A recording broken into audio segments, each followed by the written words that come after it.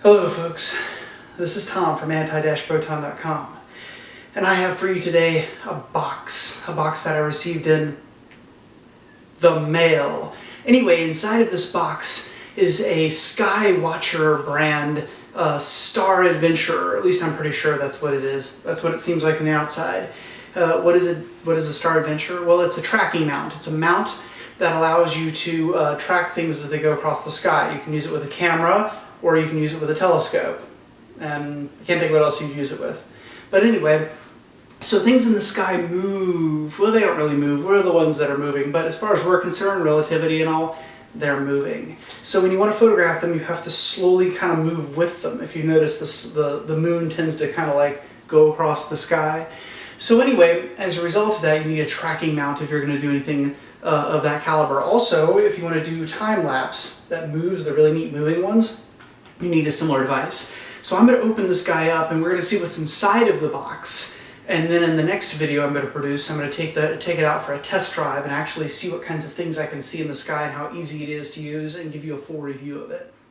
But for right now, let's open the box. Alright, so this here is the box. I've already opened it up to remove all of the distinguishing things which show where I live, etc. You can see it's from Skywatcher because of this nifty tape right here. Now, I am required by FCC regulations, I'm adhering to regulations, in stating that I was sent this mount at no cost to me, such that I might evaluate it. So basically they sent me one and they said, hey, you know, if you like it, make a video. And I told them straight up, if I don't like it, I'm making a video and hope I like it. So I am going to give you an honest review of it one way or the other. Hoping I like it though, because otherwise that'll get a little awkward, won't it? So anyway, regardless, I have done my due diligence per FCC regulations. Anyhow, if you haven't figured out what I said by now, I can't help you. Let's open this thing up and see what's inside. Alright, by the way, thank you, Skywatcher. Thank you for sending me this tracking mount, because I could always use a tracking mount. And hopefully, it works out really great. So we have paper. Yeah. What is this? Let's open up each thing and see what's inside. Because I'm not really reviewing this exactly, so I don't even know if I need to do my FCC announcement for like this. But you know what the heck, I like to go overboard, right? So, let's see what this is. Aha! It is a piece of metal. That's... Like people are like, dude, just cut the tape. Yeah, that's how you do it the easy way. I don't do things the easy way. That's why I program in assembly. If I wanted to do things easy, I would do like C#, right? Okay, so part of the fun of unboxing videos is all the goofiness that goes along with it. So deal with it. So this right here is a metal rod. You're like, yeah, we know, but it fits onto the tripod, It fits onto the actual device and allows me to hook this nifty thing up. Pop out, pop out, pop out, pop out, pop out, pop out, pop out, pop out, pop out. Come on, come on, come on, come on, come on. There. This right here is a counterweight. Why is a counterweight useful? Sometimes your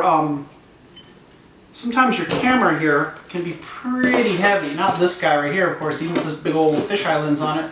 By the way, just for the record, if anybody's noticed this camera yet and they're like, that's a Rebel G from the 1990s. Are you trying to trick us, aren't you? Well, that's because my good camera is taking the video right this moment.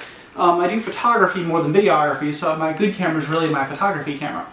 So I just use this old one. I used to do photography professionally and have lots of old cameras sitting around. So that actually wasn't a bad sidekick camera. It wasn't my main, but it was not a bad sidekick. I liked the Rebel G. I really did. It was worth the money. Let's open this box up and see what it is.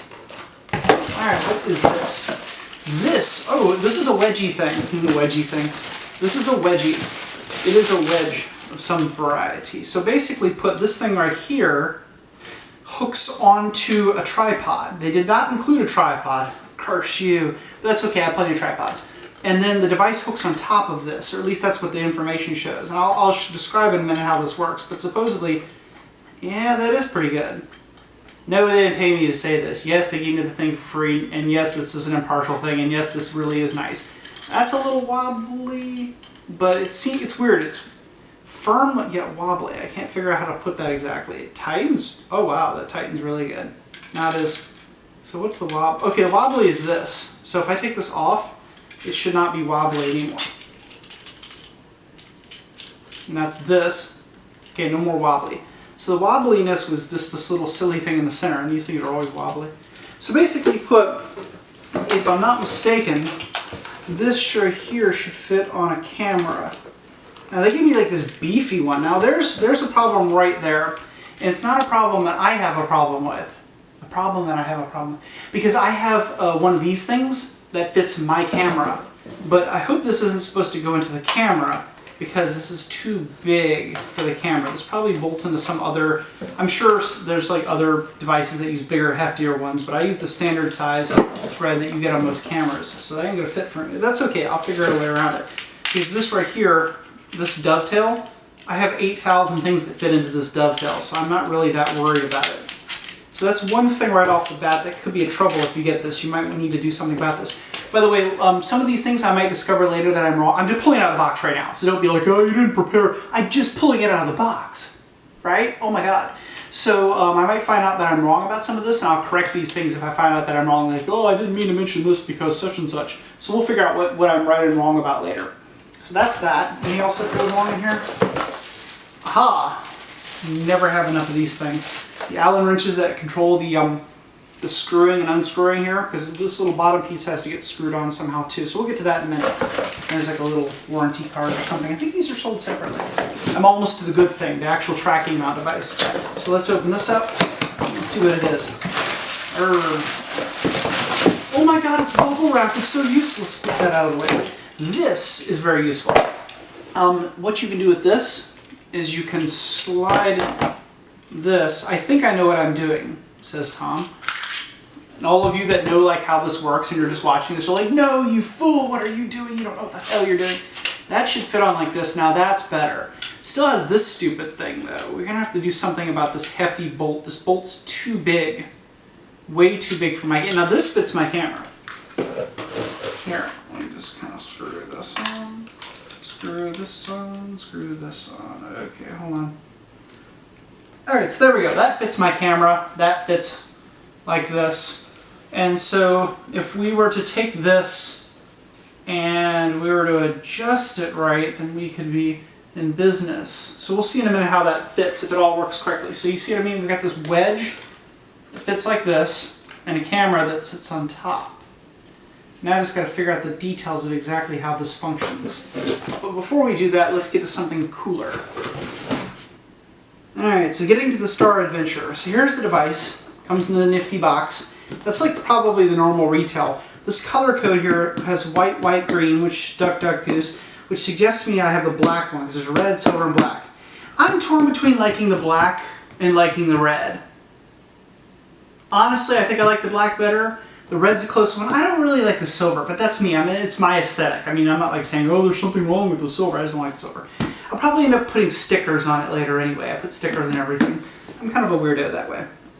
But anyhow, if you all actually subscribe to my channel, which you should subscribe to my channel, you would notice that I'm very weird about all kinds of things. That would be why you subscribe. And if you don't, you're all like, who's this guy? Why is he talking about these things? I don't know who he is. These aren't funny to me. That's okay. So anyway, let's open this up and see what it is. A manual. Now, I'm a very odd individual. I actually read manuals. People are like, what? Yep, I read manuals because they tell me things. See? Actually, this is pretty damn extensive. Look at this. Page after page after page. Now, one thing I notice is that the functions on it seem a little bit different from what I'm used to dealing with. So I'm going to have to look through this whole thing. It's quite complicated. Well, I shouldn't say complicated. I don't know if it's complicated. It's very complex.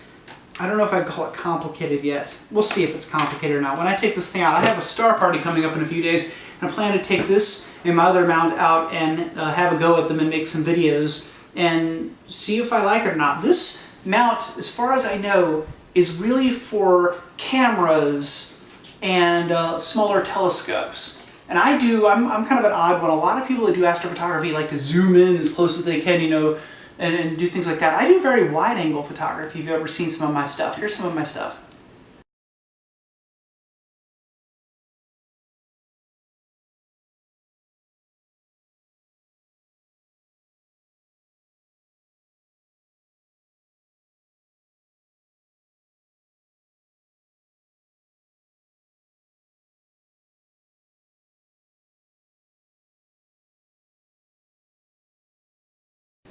So this is the device.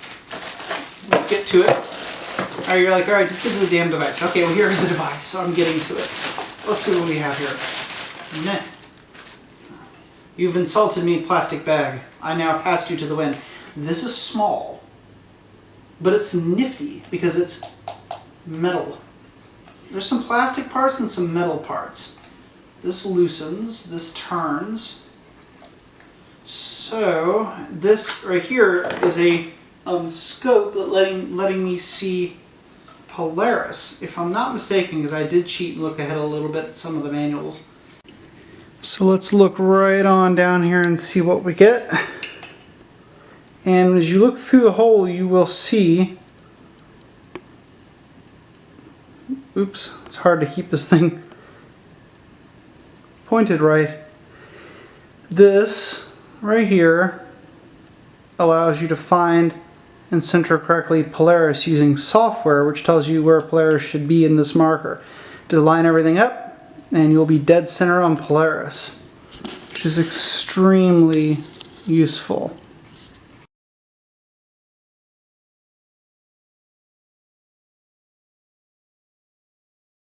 Come on, unscrew, unscrew, unscrew, unscrew. I think I kind of understand how this works. Okay, so I think here's how this works. So let me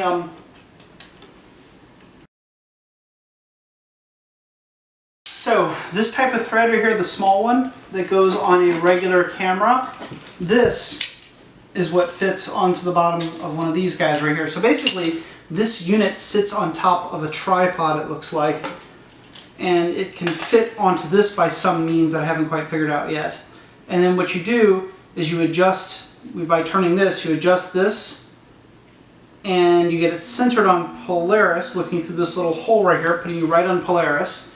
Then this turns following the stars. So it's pretty straightforward a German equatorial mount when it's all said and done.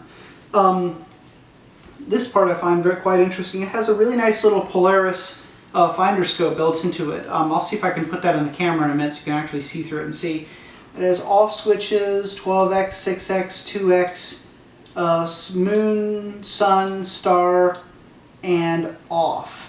So I think that these things in concert, like hitting them in certain ways and pressing these buttons and adjusting these knobs here, program this thing a particular way so you can adjust it to do things like, for example, over an hour and a half, pan slowly while taking photographs, because it has a button to hook up to your camera. So this thing can actually help. Lab Assistant Drist, come over here for a second, Drist. Come here. Do you have any input to put into this? Do you have any additional information you'd like to add to this? Do you have a lot of experience with this kind of equipment? He doesn't seem to have a lot of experience with this kind of equipment. He's more into nuclear physics. He's very, very good at calculations for fuel rods and things like that. Isn't that right, Drist? Okay, so this opens up, I believe, to be a battery compartment. He's over there inspecting the paper. Now, this only takes 4 AA batteries, which I find interesting. I wonder how long the life is. This thing claims that it has a very long life, you know, when it's out running in the field. It does, I think, have it has a DC input, so I can hook this up to a power pack and run it indefinitely. So however long it is, it doesn't matter. I can still hook it up to something. It seems relatively simple to operate. I'll have to look at the manual to figure out how to do it. But when it all boils down to it, I have all of these things. By the way, this is an illuminator, I believe, for the little bags, for the, try to keep them usually, for the Polaris finder scope. Alright, the bag's just got the Drist eventually. That's Lab Assistant Drist. He can't help himself, not around this many bags. Screw, screw, screw, screw, screw. Alright, so how does this go on? That's positive on the top, and that's positive here, so you go on like that. Alright. So this little thing right here will light up, if I did recall, will light up the scope to allow me to see Polaris. Because we're going to align on Polaris. So basically what it boils down to is this.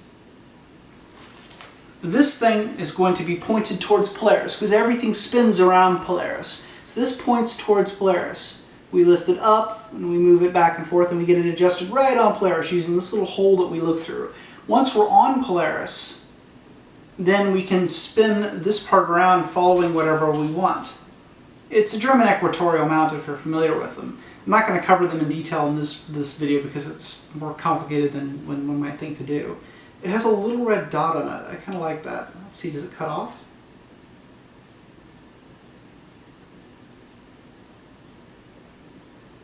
Oops, that's the thing that, yep, we'll wait.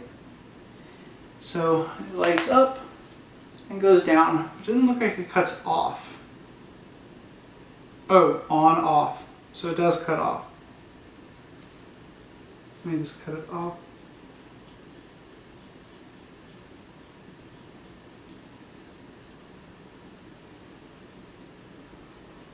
How does this thing cut on and off? Oh, maybe it just means that the thing comes on and comes off. Made to stay on. Okay, you can loosen it enough that it cuts off. That's good because I don't want it to be on all the time. Alright, so now we'll put this thing together, start playing around with it, and see if we can't get some good photographs with it. Hope you guys will see my next video where I take this thing out for a spin and see if we can capture some nebulae or maybe some stars or the moon or something like that.